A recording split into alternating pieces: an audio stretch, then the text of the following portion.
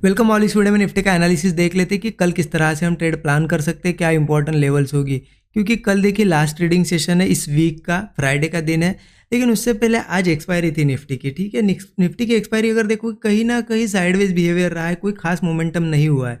अब हमने क्या एनालिसिस किया था, क्योंकि एनालिसिस के हिसाब से भी कुछ हुआ होगा ना, तो एनालिसिस देख लेते। जैसे कि आज गैप अप ओपन हुआ, ठीक है।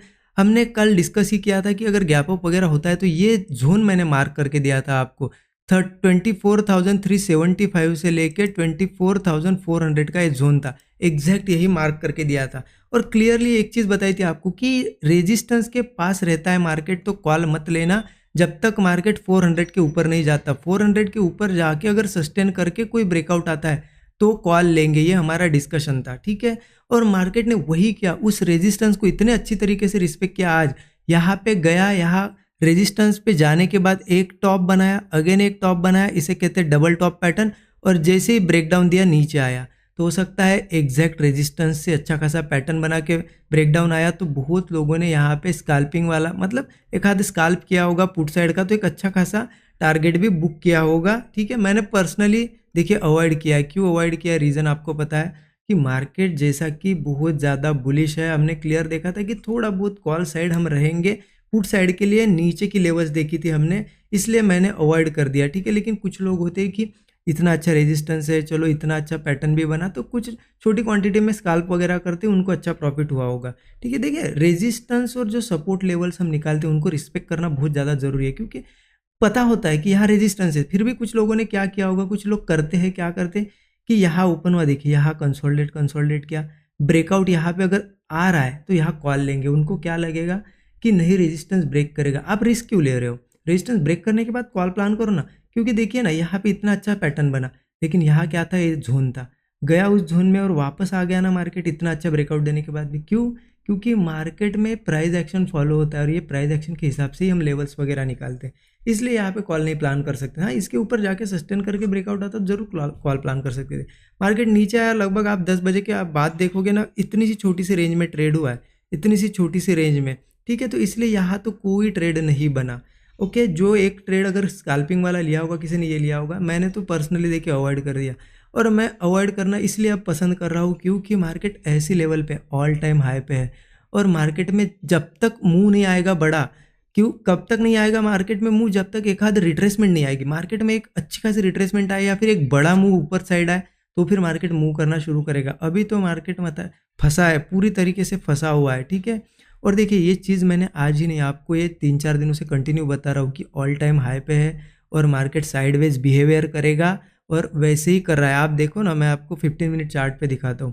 15 मिनट का चार्ट ओपन करते आप देख सकते हो। देखिए मार्केट रोज सेम वही पैटर्न अप्लाई कर रहा है। क्या कर रहा है, देखिए ओपन होता है, थोड़ी सी रिट्रेसमेंट आती है, साइडवेज हो जाता है। यहाँ पे भी देखिए गैप अप होता है, एक रिट्रेसमेंट की, साइडवेज हो गया। यहाँ पे भी गैप अप हुआ, थोड़ा सा नीचे आया, साइडवेज हुआ। आज भी देखिए गैप अप हुआ, थोड़ा नीचे आया, उसके बाद साइडवेज हुआ। तो ऐसे साइडवेज में पैसा नहीं बनने वाला है, इसलिए अवॉइड करना सबसे बेस्ट रहेगा, ठीक है। देखिए अब जिस तरीके से मार्केट फंसा हुआ है, यहाँ पे भी देख सकते हो आप, ऐसी छोटी सी रेंज में फंसा है। तो ऐसे में क्या करो, नहीं अच्छा सेटअप बनता है अवॉइड कर दो।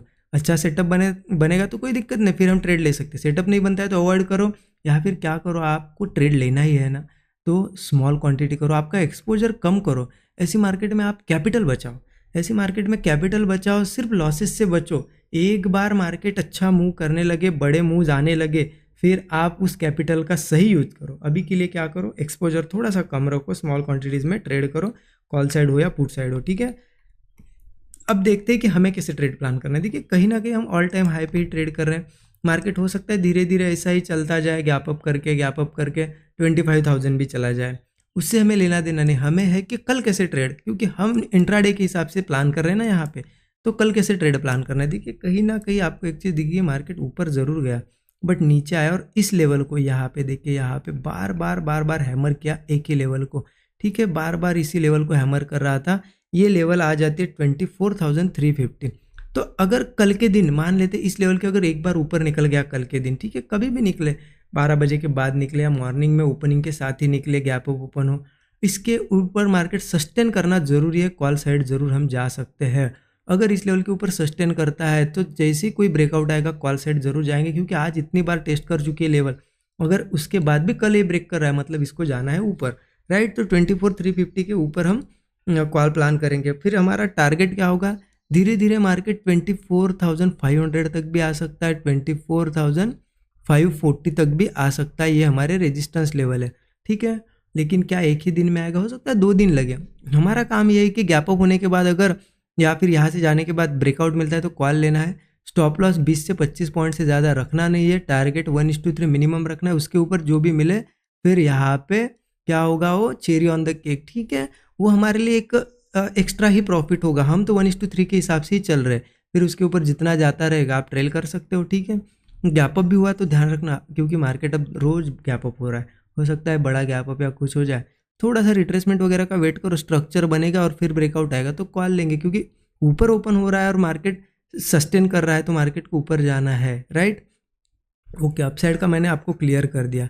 अब डाउन साइड का कैसा है ना, मार्केट में पुट लेना, देखिए पुट मैं अभी बता रहा हूँ आपको, मार्केट हो सकता है एक दिन गिरेगा, एक दिन 100% वो एक दिन गिरेगा और ऐसा गिरेगा कि बहुत बड़ी रिट्रेसमेंट या बहुत बड़ी सेलिंग दिखाएगा, क्योंकि मार्केट जिस तरीके से ऊपर धीरे धीरे आ रहा है ना, उतनी तेज़ी से एक दिन तो गिरेगा और रिट्रेसमेंट करेगा, लेकिन वो हमें नहीं पता एक दिन कौन सा, हो सकता है कल का भी दिन हो, इसलिए हम पुट लेंगे, लेकिन थोड़ा बहुत रिस्की होगा, इसलिए क्वांटिटी स्मॉल रखेंगे तो अच्छा रहेगा, ठीक है। स्मॉल क्वांटिटी में हम थोड़ा पुट लेने की कोशिश करेंगे। अब किस लेवल के नीचे ले सकते हैं पुट, देखिए कहीं ना कहीं ये लेवल इंपॉर्टेंट लेवल है, क्योंकि आप देख सकते हो इस लेवल का कितना इंपॉर्टेंस है, पहले ये रेजिस्टेंस लेवल थी, आज यहाँ पे इस लेवल पे सपोर्ट बना है, कल अगर इस लेवल के नीचे ही सस्टेन कर रहा है, मान लेते गैप डाउन या कुछ हुआ, ठीक है, उसके बाद डायरेक्टली ट्रेड नहीं लेना है, गैप डाउन हो या कुछ भी हो, मार्केट थोड़ा बहुत रिट्रेसमेंट करता है ऐसे, राइट। और उसके बाद हम ब्रेकडाउन का वेट करेंगे, ब्रेकडाउन पे ही ट्रेड लेंगे, अगर रेंज बनाए यहाँ पे और रेंज का ब्रेकडाउन दे तब पुट लेंगे।